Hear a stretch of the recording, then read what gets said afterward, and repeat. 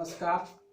मैं आज monetary policy का भाग 3 शुरू करने जा रहा हूँ।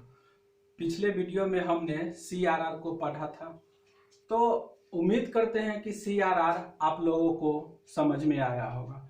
तो आज का नेक्स्ट टॉपिक है SLR। तो SLR को आज हम लोग समझेंगे।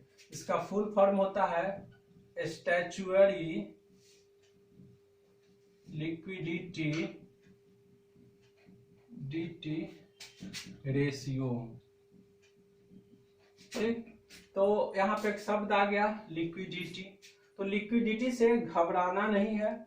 लिक्विडिटी का अर्थ होता है तरलता, यानी कि पैसे की तरलता, नहीं, मार्केट में फ्लो ऑफ मनी।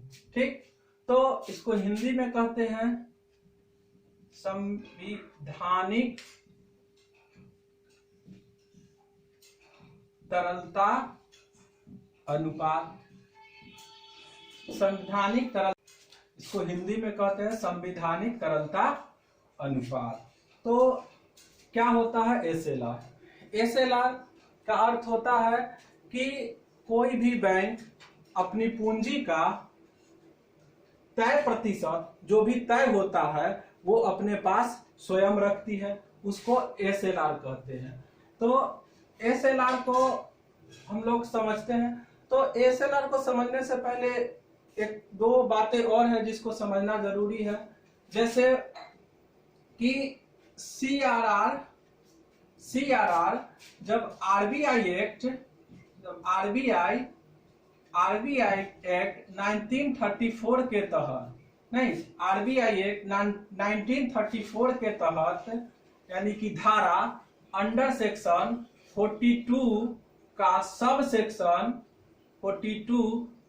सेक्शन 1 में बात किया गया था CRR कि कोई भी बैंक जो है ये धारा 42 के अंडर सेक्शन सब सेक्शन 1 के तहत CRR को मेंटेन करेगी।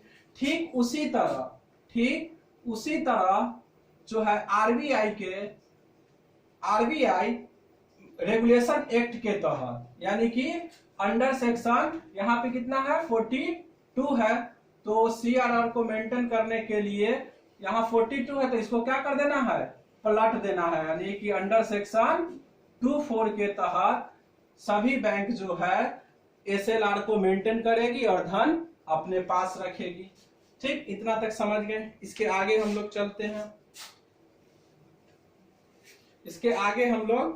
चलते हैं कि जैसे मान लीजिए कि इसको हम लोग समझने के लिए इसके लिमिट को समझना होगा, नहीं, तो SLR का लिमिट क्या होता है? तो लिमिट में मैक्स कितना होता है और मिनिमम कितना होता है।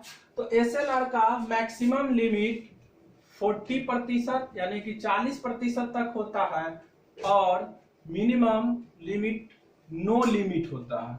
नो लिमिट यानी कि जो बैंक जो है SLR को मैक्सिमम 40% तक कर सकती है और मिनिमम 0% तक कर सकती है। ठीक, तो इसके आगे हम लोग समझते हैं कि और वो भी जो इसका बेस क्या होगा, इसका बेस जो होगा, कोई भी बैंक SLR के रूप में अपने पास जो पैसा रखेगी, इसका बेस जो होगा NDTL होगा, नहीं, NDTL पे किस बेस पे, यानी कि डेली बेस पे। तो NDTL को हम लोग पिछले क्लास में समझे थे, तो आगे चलते हैं। तो जैसे मान लीजिए कि SLR को समझने के लिए एक बात समझते हैं। जैसे मान लीजिए कि मेरी सैलरी 50,000 रुपया है और मेरा खर्च 25,000 रुपया है, तो मेरे पास जो 25,000 रुपया बचा, तो इसका यह अर्थ नहीं है कि मैं उस पैसे को उड़ा दूंगा या उस पैसे में आग लगा के उसको ताप जाऊंगा, ऐसा कोई बात है नहीं। ठीक, तो उस पे बचे हुए पैसे को क्या करते हैं, गोल्ड खरीद लेते हैं, मकान खरीद लेते हैं, दुकान खरीद लेते हैं, ठीक, डिवेंचर खरीद लेते हैं, शेयर खरीद लेते हैं। ठीक उसी तरह बैंक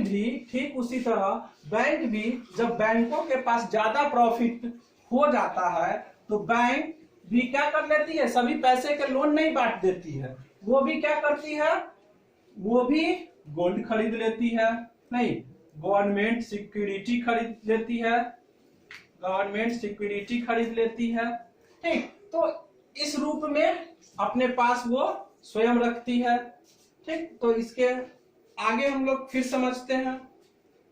जैसे मान लीजिए कि बैंकों के पास एनडीटीएल 1000 रुपया है, बैंकों के पास एनडीटीएल 1000 रुपया है। अब इस 1000 में क्या होगा कि बैंक सीआरआर निकालेगी, बैंक सीआरआर निकालेगी, बैंक एसएलआर निकालेगी, नहीं तो वर्तमान में सीआरआर 3% है और एसएलआर अभी वर्तमान में 18.2% है।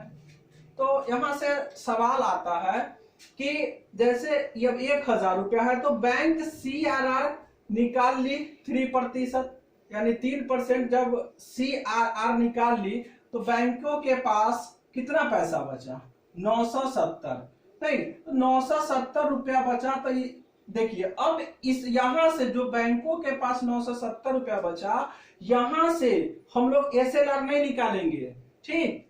एसएलआर यहां से 970 का नहीं निकालेंगे, हम लोग एसएलआर इस पे निकालेंगे, यानी कैसे निकालेंगे, 18.25% जो वर्तमान में अभी एसएलआर है और 3%, ठीक, यानी टोटल मिलाकर कितना हो गया 21.25%, यानी कि कुल एनडीटीएल का 21.25% क्या करेंगे, वो निकालने के बाद ही जो शेष बचेगा, जो शेष पैसा बचेगा, जैसे मान लीजिए कि 212 रुपया 50 पैसा निकाल लिए तो बच गया इतना रुपया बच गया। अब इतना रुपया जो बचा, यही अब इसी पे बैंक क्या करेगी, लोन प्रोवाइड करेगी, किसी को गोल्ड खरीदेगी, शेयर खरीदेगी, गवर्नमेंट सिक्योरिटी खरीदेगी, उसके बाद क्या करेगी। तो इस तरह से हम लोग एसएलआर को समझते हैं। तो एसएलआर को समझना बहुत ही आसान है। तो दोस्तों हम उम्मीद करते हैं कि एसएलआर आप बहुत अच्छी तरह से समझ गए होंगे, ठीक। अगर आपको मेरा क्लास अच्छा लग रहा होगा तो थम्स अप करना ना भूलें और मेरे वीडियो को लाइक शेयर सब्सक्राइब करना ना भूलें। धन्यवाद।